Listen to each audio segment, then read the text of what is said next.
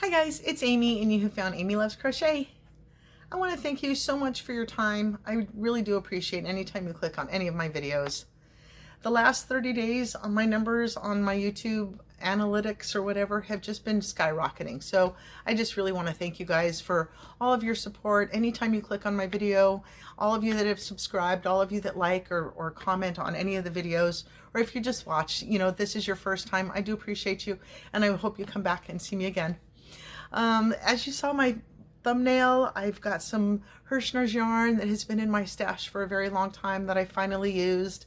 So my heart is sort of, I feel both ways about it. I'm so happy to have used it, but now it's not in my stash anymore. So I'll wait for that for just a little bit. First, I want to do a shout out to one of our viewers, Flori. I want to thank you so much for sending me the picture of the shawl that you made. This was based off of the video that I did for a triangle shawl. The tutorial was by Crochet with Gigi, and I did it with some Lane's Diored, this orange and white and brownish kind of color here. I did it with that yarn. And then Flori made hers with 2 skeins of I Love This Yarn in the Sea Spray Ombre colorway. So thank you so much, Flori, for sending that to me. It's a beautiful colorway and I'm so appreciative that this interaction is happening with my channel. So if any of you have made something that I've done a video on and you want to share that as well, I would love to see that and share that on my channel. If anytime that you get the inspiration from something that I've said or something that I've shown or learned from my mistakes, anything like that, I would love to see results of that. So I'm going to go ahead and insert my email channel right here, or my email address right here. And please feel free to send me any pictures of any work that you've done at any time. I really love to receive that. So what I was making this week before I get to my final my thumbnail activities. A lot of times I have worked with scraps, we've all worked with scraps, but most of the time when I work with scraps, I like to have the, each row is kind of broken up, and so you see it's all chunky. There isn't very often that I like to do a striped pattern. You've got so many ends to tie in at that point. The purpose of my idea of working with the scraps that break in the middle of the row is that I'm using it until it's done and then I just tie on something new. In the case of this project that I'm about to share, I specifically went line by line, row by row. And so I was able to look at my scraps and I took the amount that I needed for a row. I weighed that out after I'd made a couple of rows. I weighed that and divided by the number of rows. So I had sort of an average of how much, how many grams would give me how much yardage to fit across the blanket. And then I was able to part out my scraps. And so if I had less than, I believe it was 16 grams, 16 or 17 grams, if I had less than that, then it would go into a different scrap bundle for later, where I will tie it to the ends of each one and just kind of keep going wherever that yarn ends up breaking or being done, ending.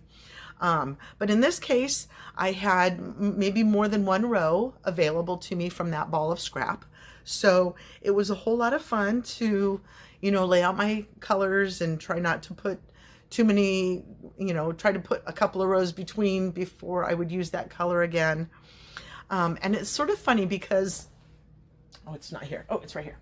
The reason that I started this project, when I was looking at my inventory and what am I going to work with, I picked up this royal blue sort of, I guess we call it a Mill's End. It came in a bag. There were 4 of these. And I got a couple of bags of the blue because I figured throughout my life of crochet I would use them. And I also had a brown, 3 different colors of a brown, 3 different shades, like a taupe and a dark brown and a light brown or something like that. And so I've made some blankets over the years with all the rest of it. So I had just some scraps of the brown, but I still have like 5 full skeins of this or so. So I told myself, oh yeah, I'm going to make this great, wonderfully blue blanket that's got some stripes of some other stuff. And it kind of went a little backwards than that. So I thought, oh, I've got all this blue, but I didn't use it right away in my lines. like I started to make my stripes, and I thought, if I start to enter the blue, then I'm going to have to worry about how many stripes of other colors are in between the blue. You know what I mean? Like this couldn't be one of the random colors if it was going to be my border color, because I didn't want it to throw my eye off of the, you know, randomness of it, and then have this like try to believe that it's a blue pattern happening or whatever. So I ended up not using this throughout the blanket at all, only on the first rows, the top rows, and then the border. So this was done with a 5.5 millimeter hook. Because fours are very different from each other, I wanted to allow for some bigger yarn, or, you know, thicker yarn or whatnot. And I didn't have a measurement on this. I don't know what my chain start was, but I knew I wanted to go with this type of pattern. Bink. So you've heard me, probably you might have heard me say before, that I try to stay away from granny square clusters of 3 double crochet type things as much as I can. I kind of like to go for other stitches. This is a good one if you don't want to pay attention to what you're doing so much, because it is so easy to do 3 double crochets in a cluster in a space, you know, and not even look at what you're doing. It's easy to work with your hands and find the, you know, find your spacing. So what I did was I did 2 rows of the blue, and then I just started doing my, you know, stripes and trying to keep them separate. And like here, if I did black against something, I didn't want to do black against the same something down here. So I was giving myself like color coordinating rules a little bit. And also what I was doing, like it kind of was growing, my mind was kind of growing, changing what I could have done differently while I was doing it. And so I could have made every row every row to be on the right side. So what I mean to say is that you would work across your row and then tie off and then start at the same side, so that the front of the stitch is always on the same side of the blanket. But I was still flipping it every round. So I was changing color at the end of the row, of every row, and then flipping it. So it is a front and back. There is wrong side, right side as you go through it, which I'm not upset about that. That's fine. But just thinking of it, and you know, next time, would I have wanted to do all front side? I don't know. Maybe not. But I was able to get through quite a bit of scraps, and I was able to kind of create a pile, or, you know, a basket, if you will, of all the other scraps that were less than the 16 grams of, you know, each row that it would take me to get through this blanket. So I didn't want it to be a throw. And so this is 1 across plus some. So I'm almost reaching this way. Almost. It's still a little bit loose, but there's, you know, plenty of room to be a lap throw just for the couch, just while you're a little bit chilly kind of thing. But I didn't want to go into a full-size blanket, you know, bed-size blanket type mode. So it just is still the width and length for a throw, if you will. And I'll put the measurements in here. I don't remember. I was measuring it throughout to kind of make sure I was on par for a throw size, you know, a large throw size. So what I did was, since I had started with 2 rows on the very bottom, you know, on the start of the blanket, I ended up with 2 rows, and then I immediately went into a single crochet row or border along the side, and I just put in 2 single crochets for every length of color, because it's like a double crochet height. So instead of cramming 3 in, I lightly did 2 instead, and it doesn't pull at all.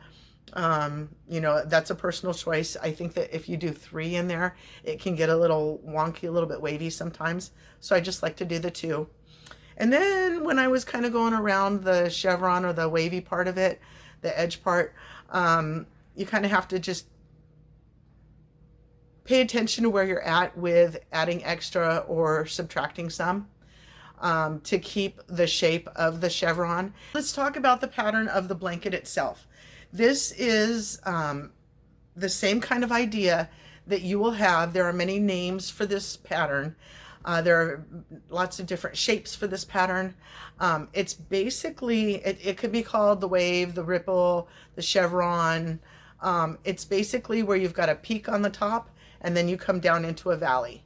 And so you've got sides of your project that are going to have, you know, straight stitches, if you will.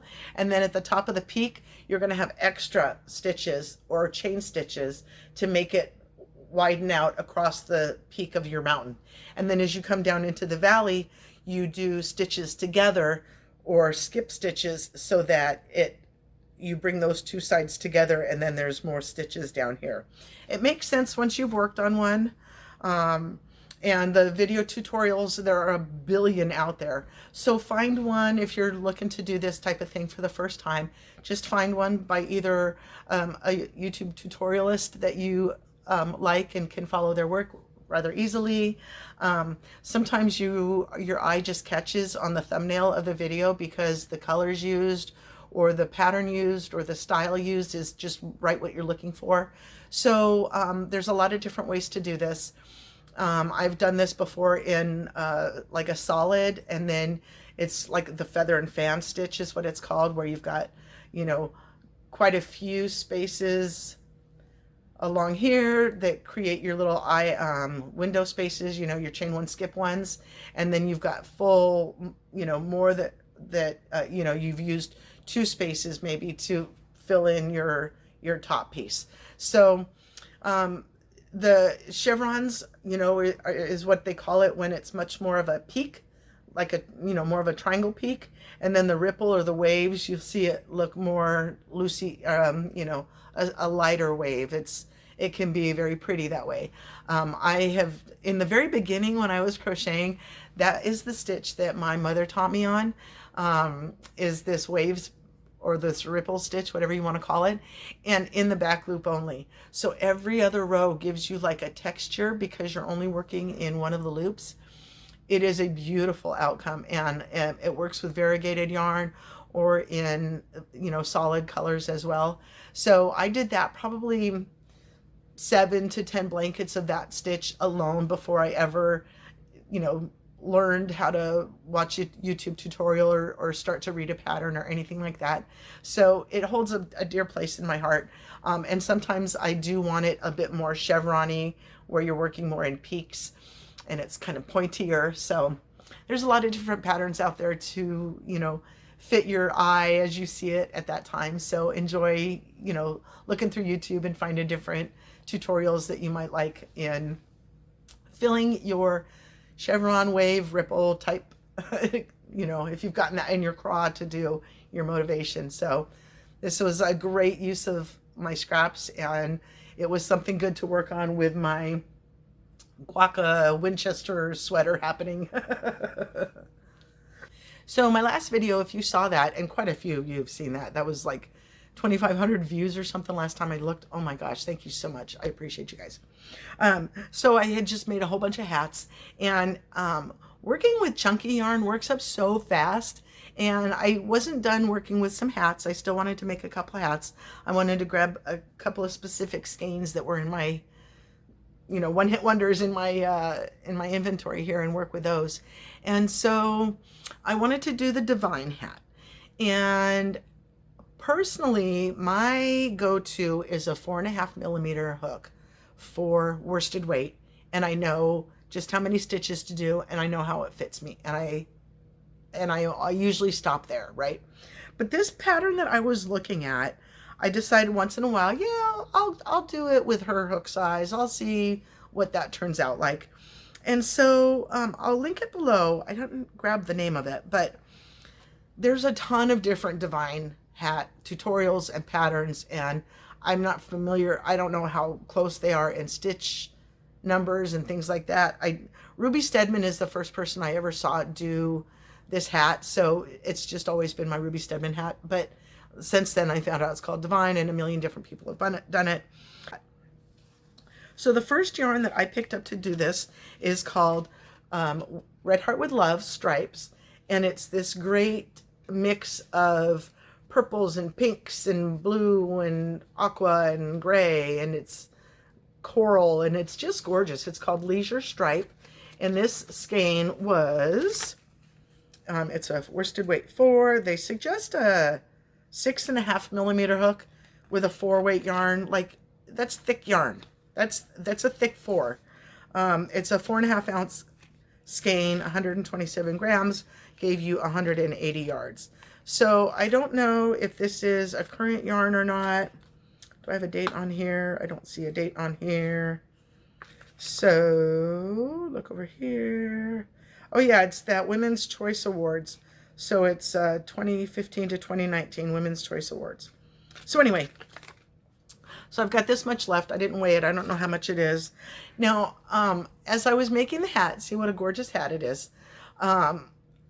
I don't remember doing, I don't think that, I mean, it's been a while since I've done my Ruby Stedman hat, but I don't remember there being as much of a brim on this. So it's catching my eye a little bit interestingly, I guess I'll say. And because it was such a fat yarn, I don't believe that, what did I do? Okay, let me look. So in the pattern that I was following, she does 15 clusters basically. So you start with 15 double crochets. I took it down to 12 because I thought it was going to be way too big, and it fits me just nicely. But then I also put it on my granddaughter. It was such a cute, big, fat, slouchy looking hat on her. I should have taken a picture and I didn't. But so I did decrease the amount of cluster rows that you kind of see going on. And, you know, again, I just measured it as we go. I think, so I did 7 rows. Okay, so what you're doing when you start here with a magic ring, you start to do a post stitch, which gives you that texture round, and then you do double crochets in between. And then I did the pattern of the brim I stitched this by the pattern. I didn't change anything here. So this was, it's a row of single crochet. Oh, I take that back. So it's a row of single crochets, and then it's a row of double crochets. And then you do 3 rows of front post, back post to give it the length of the rib here. And then I added 1 more row of single crochets around the top of that. So I like how this looks, if you will. It's a little bit more snug. I have a little bit space here. So again, if you were going to wear it a little bit different and create my, you know, kind of a slouchy, I guess you could do that. But this was, it takes a little bit of time for the Divine hat to work up. And after having just worked with chunky yarn that was like this, you know, this was kind of slow process for me, but I love the outcome. I think it's absolutely gorgeous. And I was really, really happy with the way that it turned out. Again, a little bit extra here that maybe I wouldn't have wanted, but maybe a longer head will suit that better. Or again, if it's, you know, a little bit more of a slouch look. Always reminds me of the guy in the Monkees that wore the hat all the time, Mike Nesmith. So anyway, okay, so I worked on that one. And then the second yarn that I wanted to pick up was this Herrschners worsted weight. And this colorway is called Prism. And I remember seeing this on the website when I was like learning about other yarns for the first time, other than, you know, what Walmart might have. And I saw this colorway. I've said before on different videos that this is like the epitome of Amy colors. I can't say how much I love this skein of yarn. Let me do that. With just the way that it changes color was very swift, very quickly. These are big balls of yarn. This is a 100% acrylic, and it's 8 ounces. So it's 226 grams and 489 yards. And they suggest an 5.5 millimeter hook with it. So again, I've had it for quite some time, maybe 4 years, maybe 5 years, something like that. I know that's not a long time in your crochet journey lifetime, but for the purchasing of yarn lifetime for me, yeah. So that's still attached because I'm on my last. I'm going to be able to get 3 hats out of this cake of yarn, out of this skein of yarn. So I'm super excited about that. So when I started making the hats, I thought to myself, this is way too variegated.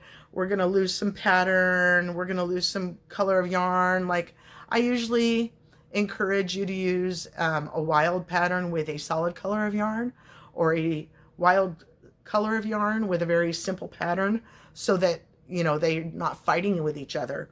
And I thought, when I first started this, I thought it was going to be fighting.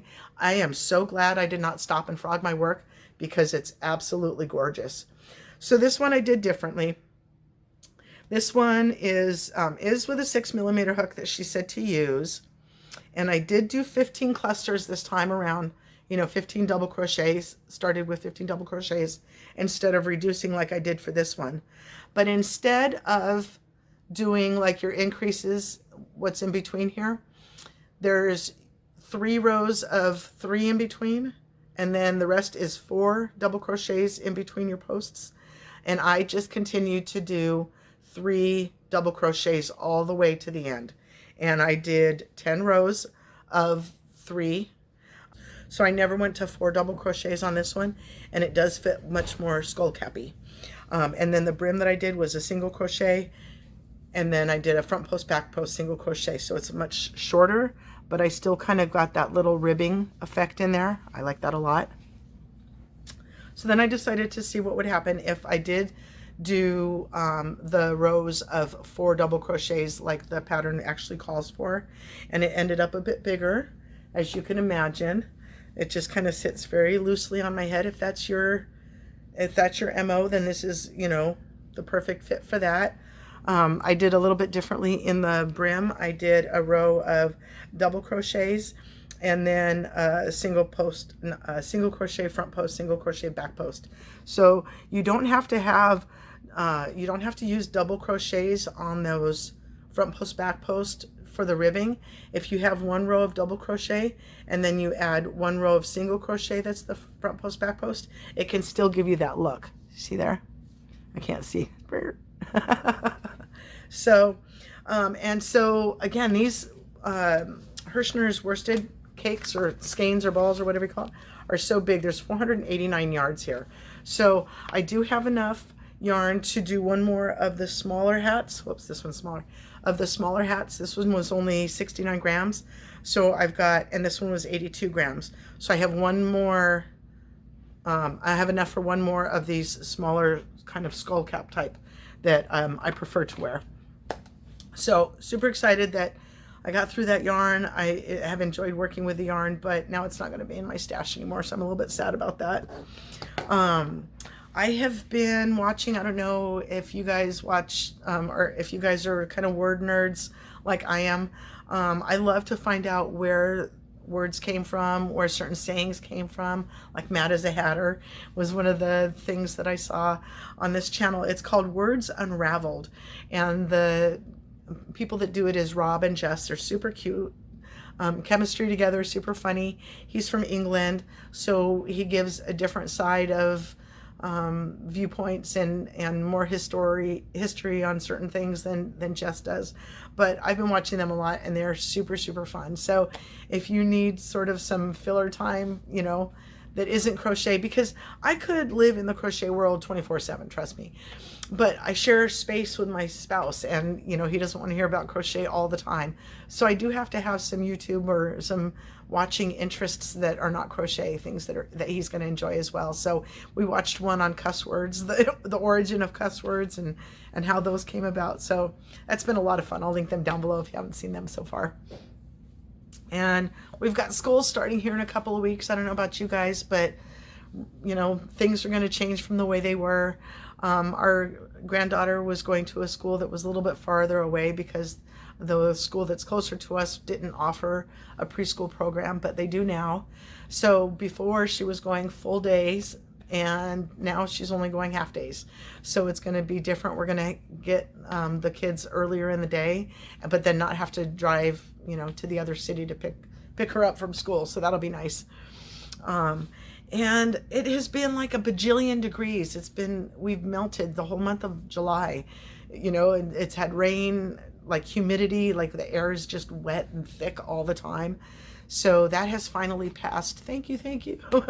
We've got some cooler temps, and so we can finally get back out and start doing some yard work, because it looks like a jungle out there. I don't know about your house. Do you know, we always joke about mowing the lawn or doing more crochet. So we have got to get outside this weekend and get some yard work done. So that's what I've got to share with you today. I hope you enjoyed my show. I hope you're doing well. Please come back and see me again. Thank you so much for your time. Bye-bye.